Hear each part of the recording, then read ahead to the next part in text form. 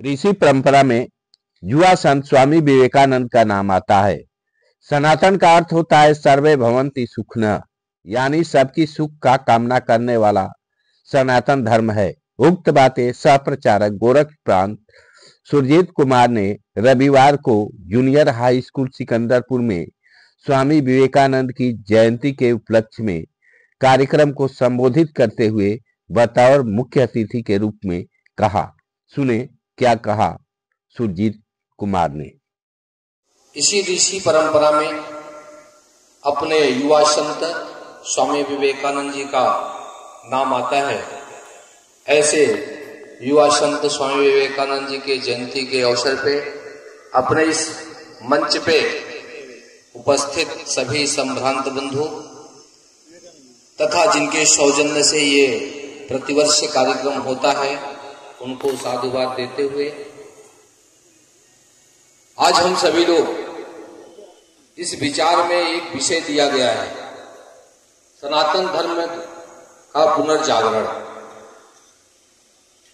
हम सभी सनातन शब्द को बोलते हैं तो सनातन शब्द के 2-3 शब्द बोल देने से सनातन धर्म की पूरी परिभाषा आपको समझ में आ जाएगी।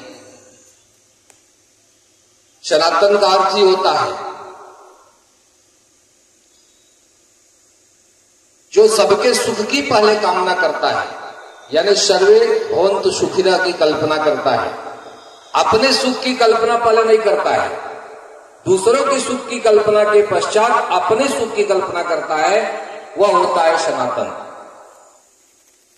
यानी हम पहले बोलते हैं सर्वे भवन्तु सुखिनः सर्वे सन्तु निरामया सर्वे भद्राणि पश्यन्तु मा कश्चित् दुःखभाग्। सबके सुख की कामना करने वाला जो है वो क्या है? वो सनातन है।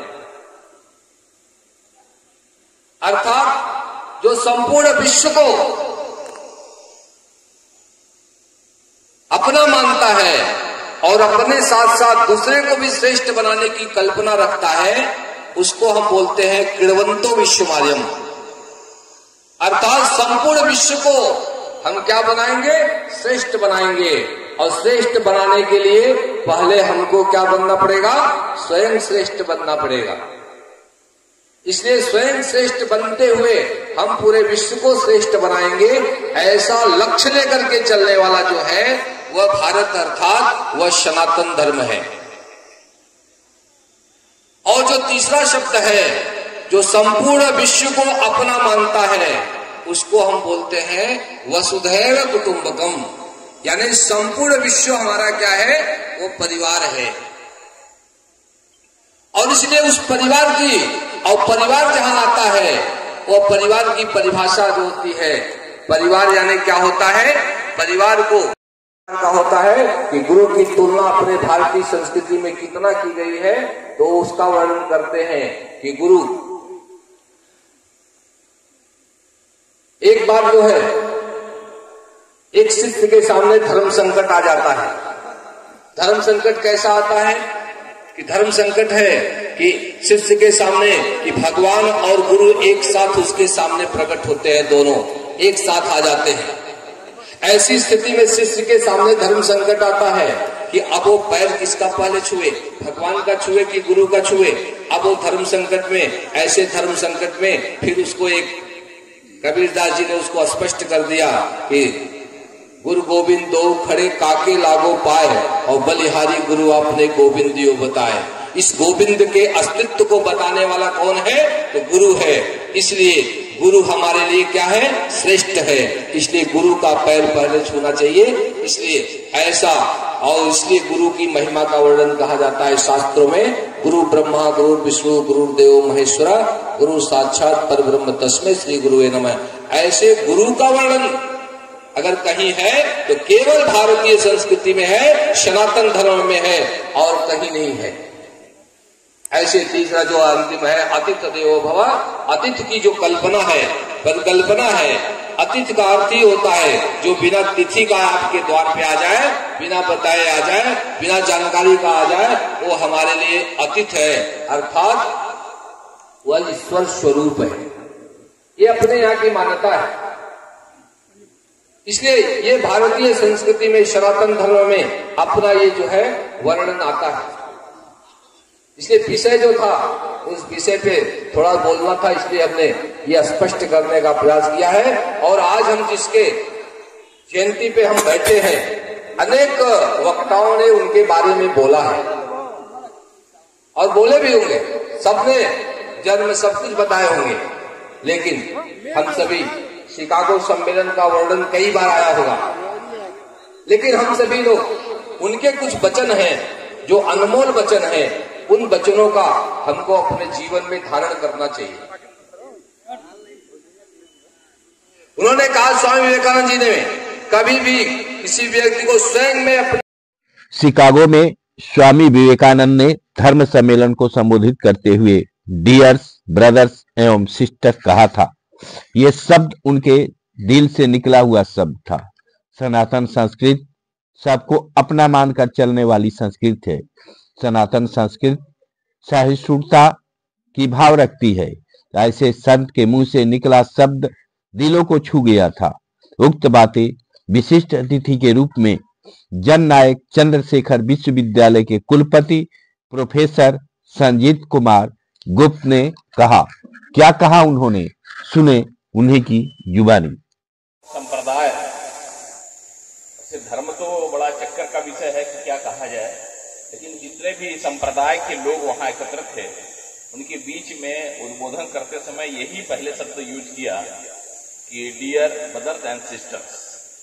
उसके बाद आप लोग तमाम प्रकार की कथानक भी उसमें जुड़ गए और बहुत लंबे समय तक ताली बजी, क्योंकि वो उनके मुंह से निकला हुआ शब्द नहीं था, उनके दिल से निकला हुआ शब्द था।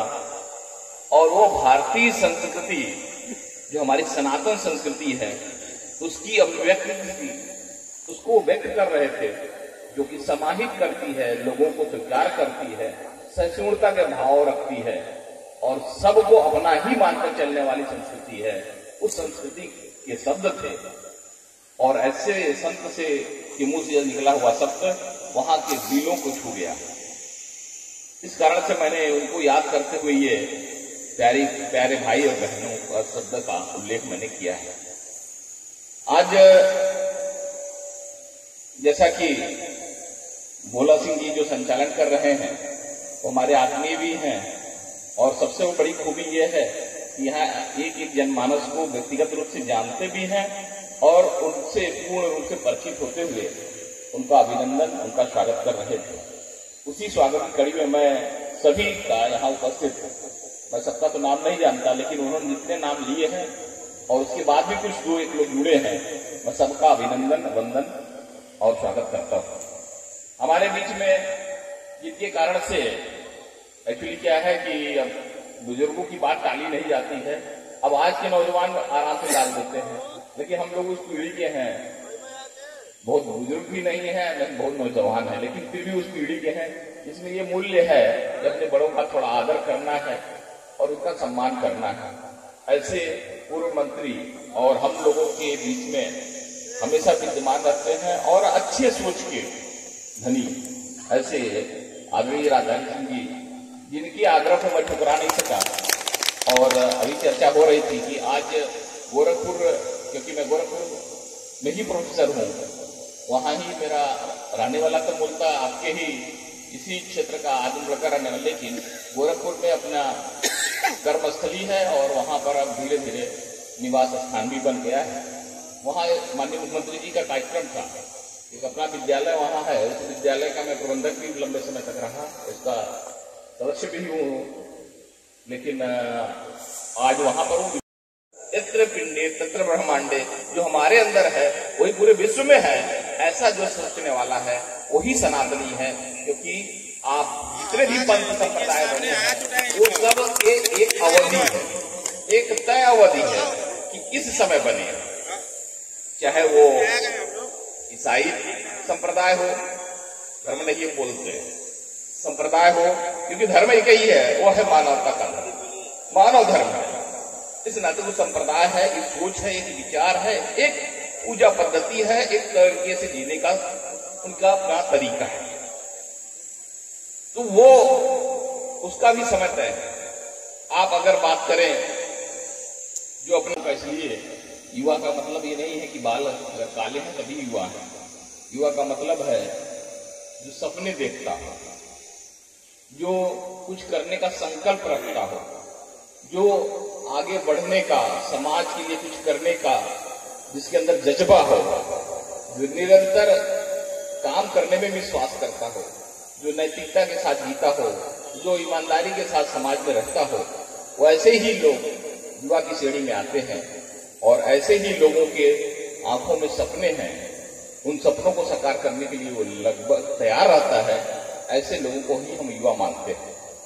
तो यह ऐसे हमारे पीछे बैठे हुए सभी युवा साथी और यहाँ उपस्थित सभी युवा साथी आज के दिन सबको युवा साथी ही कह सकते हैं, क्योंकि हर लोग अपने अपने कामों में अपने अपने तरीकों से व्यस्त हैं। फिर भी आप स्वामी जी के श्रद्धांजलि देने के लिए, उनके जन्मदिन पर उनका नमन करने के लिए, उनके विचारों से रूबरू होने के लिए यहाँ उपस्थित हैं। निश्चित रूप से आपके मन में इस संत की या इस देव आत्मा की जो बातें हैं उसका आपके अंदर एहसास है, तब आप यहाँ उपस्थित हुए हैं। आप में भी वही तत्व है जो स्वामी जी में था, लेकिन उसको जगाने का काम आप कर रहे हैं, इसलिए यहाँ उपस्थित हैं। मैं पुनः अभिनंदन करता हूँ। जैसा उत्तर प्रदेश सरकार के पूर्व मंत्री एवं कार्यक्रम के आयोजक राजधारी ने कहा कि स्वामी जी का उपदेश है कि अगर पड़ोसी भूख से मरता है और हम भगवान को भोग लगाते हैं तो वह भोग नहीं बल्कि पाप है। असली शिव भक्ति गरीब, रोगी, लाचार, बेवस की मदद करना है। स्वामी जी में राष्ट्र भावना थी। उन्होंने कहा था कि अगले 50 वर्षों तक सिर्फ भारत माता की पूजा की जाए। उन्होंने कहा था कि सत्य की आराधना करें, जनशक्ति का उद्धार करो। जब तक जनशक्ति का उद्धार नहीं होगा तब तक देश का स्तंभ समृद्ध व मजबूत नहीं होगा, भारत विश्व गुरु नहीं बनेगा। इसलिए उन्होंने कहा था कि उठो जागो और तब तक चलते रहो जब तक कि लक्ष्य की प्राप्ति न हो जाए। स्वामी जी का प्रादुर्भाव उस समय हुआ था जब भारत के हिंदू धर्म को हीन भावना से ईसाई मशीनरियां देखती थी। वे बिना बुलाए भक्तों के आग्रह पर शिकागो के धर्म सम्मेलन में शामिल होने गए थे। यह प्रश्न चिन्ह था कि उनकी सहभागिता होगी या नहीं। सुने क्या कहा पूर्व मंत्री राजधारी ने। उन्होंने कहा कि अगर हमारे पड़ोसी भूखे मर रहा है तो मंदिर में भोग लगाना पुण्य नहीं पाप है। उन्होंने कहा असली शिव की भक्ति गरीब कमजोर की मदद, रोगी की मदद, लाचार की मदद असली शिव की पूजा है। और आपको शिव की भक्ति जो है गरीबों के बीच में करनी होगी, गरीबों की सेवा करनी होगी, रोगियों की सेवा करनी होगी। यही नहीं रुके, उन्होंने कहा कि अगले 50 वर्षों तक भारत माता के अलावा किसी भी देवता की पूजा छोड़ दो, केवल भारत माता की पूजा करो। इस तरीके से उन्होंने भारत माता के स्वाभिमान को जगाने का काम, एक राष्ट्रीय चेतना उन्होंने पैदा की स्वामी विवेकानंद ने। और स्वामी विवेकानंद जी नौजवानों को अपना आधार बनाए। नौजवानों से उन्होंने कहा कि तुम शक्ति की आराधना करो, वह शक्ति जो जन जन में व्याप्त है, हर नौजवान में व्याप्त है, हर व्यक्ति में व्याप्त है, उस जन शक्ति का उद्धार करो।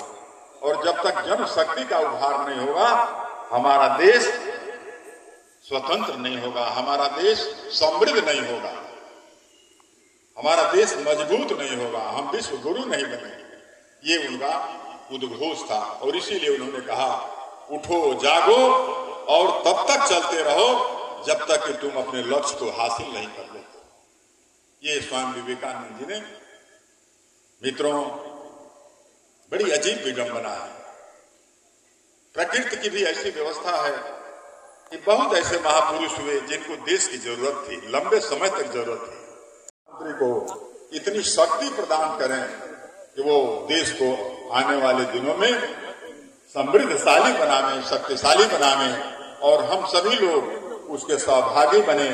इन्हीं शब्दों के साथ मैं पुनः आप सबका और विशेष करके मुख्य अतिथि जी का हार्दिक अभिनंदन और स्वागत करता हूं।